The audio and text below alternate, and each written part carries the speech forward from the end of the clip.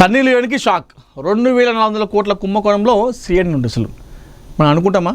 Sunny Leone మనందరూ తెలిసిందే, ఒక మోడల్, ఒక యాక్ట్రెస్తో పాటు ఆమె కొన్ని సినిమా కూడా తీయడం జరుగుతూ ఉంది. అయితే ఈమె 2400 కోట్ల కుంభకోణంలో ఈమెకు సిఐడి నోటీసులు ఇచ్చారట.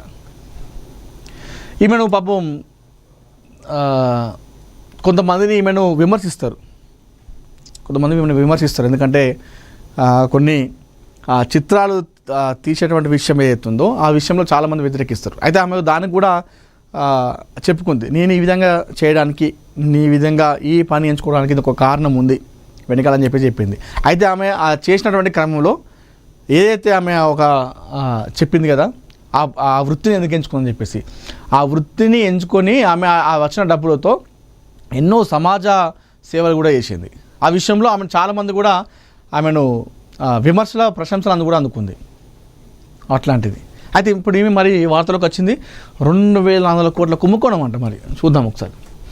కర్ణాటక కేంద్రంగా సాగిన ఈ 100 కోట్ల మాయాజాలంలో సిఐడి సన్నీ లియోన్కి నోటీసులు ఇచ్చింది. కర్ణాటకకు చెందిన శివం అసోసియేట్స్ అనే సంస్థ అధిక వడ్డీలు, ఆకర్షమైన పథకాల పేరుతో అమాయక ప్రజలకు గాలం వేసింది. నమ్మకాన్ని పెట్టుబడిగా మలుచుకొని ఏకంగా 2400 కోట్ల మేర అక్రమ డిపాజిట్లు సేకరించి దారుణంగా మోసం చేసింది. ఈ భారీ మోసానికి సూత్రధారి సంస్థ అధినేత శివానంద నీలన్నవర్. అడ్డదారులు సంపాదించిన ఈ అపారమైన నల్లధనాన్ని అతడు సినీ రంగం వైపు మళ్లించినట్టు స్పష్టమవుతుంది. తన అక్రమ సామ్రాజ్యానికి వెండితెర గ్లామర్ను అద్దె ప్రయత్నంలో భాగంగా 2023లో ఛాంపియన్ అనే చిత్రం నిర్మించాడు. ఈ సినిమా ద్వారానే సన్నీ లియోన్ ఈ వివాదం ప్రవేశించిందట. పాపం ఛాంపియన్ సినిమాలో ఒక ప్రత్యేక గీతంలో నర్తించేందుకు సన్నీ లియోన్ సంప్రదించిన శివానంద ఆమెకు పారితోషికంగా ఏకంగా ₹1 కోటి చెల్లించినట్టు సిఐడి అధికారుల దర్యాప్తులో బ్యాంకు లావాదేవీల రికార్డుల ద్వారా బట్టబయలైంది. సన్నీ లియోన్కి చెల్లించిన ఆ భారీ పారితోషికం సామాన్య ప్రజల నుంచి వసూలు చేసిన అక్రమ సొమ్ము నుంచే ఇచ్చారా అనే కీలక కోణంలో ఇప్పుడు దర్యాప్తు ముమ్మరంగా సాగుతోంది. ఈ ఆర్థిక లావాదేవీల వివరంపై పూర్తి స్థాయి వివరణ ఇవ్వాలంటూ కర్ణాటక సీఐ పాపం ఆమె ఏం చేస్తుంది, వాడు ఏదో కుంభకోణం చేసిండు, అమాయక ప్రజల దగ్గర డబ్బులు గుంజుకున్నాడు, దానికి లెక్క చెప్పే ప్రయత్నంలో ఆమె ఒక సినిమా ఛాంపియన్ సినిమా తీసినట. సినిమా తీసి ఆమెను ఒక ఐటెం సాంగ్లో పెట్టినట. ఆమె ఐటెం సాంగ్ పెట్టినందుకు ఆమెకు ₹1 కోటి ఇచ్చిందట. ఇప్పుడు ఆమె యాక్ట్ చేసింది, ఆమె దగ్గర డబ్బులు తీసుకుంటుంది నిర్మాత దగ్గరనో వారి దగ్గర. మరి అవి దొంగతనం చేసిండా, లంగ పని చేసిండా, ఇంకేమైనా పని చేసి తీసుకొచ్చిన అనేది ఆమెకి ఎందుకు? ఆమెకు తెలియదు కదా, నేను ఆయన సినిమాలో యాక్ట్ చేసిన కాబట్టి ఒక ప్రొడ్యూసర్గా నాకు సినిమా డబ్బులు ఇచ్చిన చెప్పి తీసుకుంటుంది. అయితే ఆ డబ్బులు సామాన్య ప్రజల నుంచి తీసుకొచ్చిన డబ్బునేనా అని చెప్పేసి ఆ విషయంలో సిఐడి కోణంలో చూస్తూ ఉందట. ఆ విషయంలో నోటీసులు కూడా ఇవ్వడం జరిగిందట. మరి చూద్దాం ఎంత దూరం పోతుంది. సన్నీ లియోన్ పాపం అనవసరమైనటువంటి దానిలో ఇరుక్కుంది. నేడు ఆదిలాబాద్కు డీజీపీ పలు ప్రారంభోత్సవాలు. తోషంలో గ్రామ సభకు హాజరంట. తెలంగాణ రాష్ట్ర డీజీపీ సివి ఆనంద్ బుధవారం ఆదిలాబాద్ జిల్లాలో పర్యటించున్నారు. ఉదయం 9:30 గంటలకు జిల్లా పోలీసు అధికారులతో క్రైమ్ రివ్యూ సమావేశంలో పాల్గొంటారు. 11:30 గంటలకు ఏఆర్ హెడ్ క్వార్టర్స్ ఎన్టీ సెక్షన్లో నూతనంగా హైడ్రాలిక్స్ను, 11:40కి పోలీస్ ఫ్యామిలీ క్వార్టర్స్లో చిల్డ్రన్స్ పార్క్ను ప్రారంభిస్తున్నట. 11:45కి డిపిఓ కార్యాలయం ఎదురుగా ఉన్నటువంటి ట్రాఫిక్ ట్రైనింగ్ ఇన్స్టిట్యూట్. అనంతరం మధ్యాహ్నం 12కి కలెక్టర్ చౌరస్తాలో ట్రాఫిక్ సిగ్నల్స్ ప్రారంభిస్తున్నారట. అనంతరం గుడిహుత్నూర్ మండలం తోషం గ్రామాన్ని సందర్శిస్తారు. అక్కడ ప్రజాపాలనలో భాగంగా నిర్వహించే గ్రామ సభలో పాల్గొంటారట. అనంతరం తోషం గ్రామంలో అరేవ్ అలైవ్ కార్యక్రమంలో పాల్గొంటారు. యువతకు హెల్మెట్స్, వాలీబాల్ కిట్లు పంపిణీ చేయడంతో పాటు డ్రైవింగ్ లైసెన్స్ మేళలో యువతికి లర్నింగ్ లైసెన్స్ అందజేస్తారట. వర్షాకాలం దృష్ట్యా జిల్లా విపత్తు నిర్వహణకు సంబంధించినటువంటి నూతన పరికరాలు అందజేస్తారట. ప్రమాదాలు జరిగినటువంటి సందర్భంలో అత్యవసర సిచ్యువేషన్ జరిగే సిపిఆర్పై శిక్షణ కార్యక్రమంలో పాల్గొంటారట. ఆటో డ్రైవర్లకు ప్రథమ చికిత్స కిట్స్ అందజేస్తారట. మధ్యాహ్నం 1:30కి ఆదిలాబాద్ హెడ్ క్వార్టర్స్లో మీడియా సమావేశంలో పాల్గొంటారట. సో ఇది కొన్ని అభివృద్ధి కార్యక్రమాలు, కొన్ని అవగాహన కార్యక్రమాలు కూడా నిర్వహిస్తూ ఉన్నారు. నిన్నటి ఇది సీఎం గారి ప్రోగ్రాం. ఇది మన అనగా దేశద్రోహులకు భారతదేశం ధర్మశాల కాదు.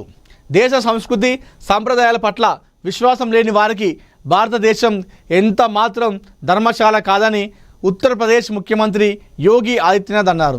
లవ్ జిహాద్, ల్యాండ్ జిహాద్ పట్ల ప్రజలు అప్రమత్తంగా ఉండాలని చెప్పేసి హెచ్చరించారు. లక్నోలో మంగళవారం నాడు జరిగిన శ్రీరామ కథ మహోత్సవం ముగింపు వేడుకలో ఆయన మాట్లాడుతూ శ్రీరాముని ఆదర్శాలు యావత్ దేశాన్ని ఏకం చేస్తాయని చెప్పారట. భారతదేశం ఎంత మాత్రం ధర్మశాల కాదు, దేశ సంస్కృతి వారసత్వం విలువలను గౌరవించేటువంటి వాళ్ళు మాత్రమే ఇక్కడ గౌరవప్రదంగా జీవించవచ్చు. భారతదేశ స్ఫూర్తి సాంప్రదాయాలను అంగీకరించని వాళ్ళకి ఇక్కడ స్థానం లేదు అని యోగి ఆదిత్యనాథ్ అన్నారట. రామాయణ కాలానికి నవీన భారతదేశానికి మధ్య సారూప్యాన్ని వివరిస్తూ దుష్ట శక్తులు అధికారంలో ఉన్నప్పుడల్లా రాక్షస రాజు రావణాసురుడికి కాలంలో ఏ విధంగా దుష్ట శిక్షణ జరిగిందో అదే పునరావృతం అవుతుందని చెప్పేసి చెప్పడం జరిగింది. సో మొత్తానికైతే దేశ ద్రోహులు ఎవరైతే ఉంటారో వారందరూ కూడా ఇది దేశం అనేది ఒక ధర్మశాల అంటే ఒక సత్రం లాంటిది కాదు, మేము ఎవరొచ్చినా కూడా మనం తీసుకోము, అంటే మా దేశం అంతా మంచిది, ఎవరైనా సరే హక్కు కూడా నేర్చుకుంటుంది అట్లా అని చెప్పేసి ఇట్లా దేశద్రోహులు వస్తే మాత్రం ఊరుకునే లేదు, ఉపేక్షించలే అని చెప్పేసి తెగేసి చెప్పడం జరిగింది మన ఆదిత్యనాథ్. సో నాకు తెలిసి మోడీ తర్వాత బీజేపీ పార్టీకి ఒక పిఎం క్యాండిడేట్ అంటే ఆదిత్యనాథ్. జనాలు కూడా ఈయనకే ఎక్కువ ఓటేస్తారు. నాకు తెలిసి బీజేపీ లీడర్లు కూడా ఆదిత్యనాథ్కే ఎక్కువ ఛాన్సెస్ ఇచ్చేటువంటి అవకాశం ఉంది. ఆఫ్టర్ మోడీ, వాజ్పేయి తర్వాత ఏ విధంగా అయితే మోడీకి అవకాశం వచ్చిందో మోడీ తర్వాత ఖచ్చితంగా ఆదిత్యనాథ్కే బీజేపీ నుండి ప్రధానమంత్రి అయ్యేటువంటి అవకాశాలు మనకు ఎక్కువ కనిపిస్తాయి. జగన్ బాటలో విజయ్, దిశ తరహాలో సింగప్పన్ స్పెషల్ అంట. తమిళనాడు సీఎంగా బాధ్యతలు చేపట్టిన నెల రోజులకు విజయ్ మరో కీలక నిర్ణయం తీసుకున్నారు. మహిళల రక్షణ కోసం సింగప్పన్ స్పెషల్ టాస్క్ ఫోర్స్ ఏర్పాటు చేసిరట. గతంలో వైఎస్ జగన్ మహిళల కోసం తీసుకొచ్చినటువంటి దిశ చట్టం పోలీస్ స్టేషన్ల తరహాలో మరింత ఆధునికంగా ఈ నూతన వ్యవస్థకు విజయ్ శ్రీకారం చుట్టారు. తమిళనాడులో శాంతి భద్రతలపై తీవ్ర చర్చ జరుగుతున్న వేళ మహిళలకు రక్షణ కల్పించడమే లక్ష్యంగా సీఎం విజయ్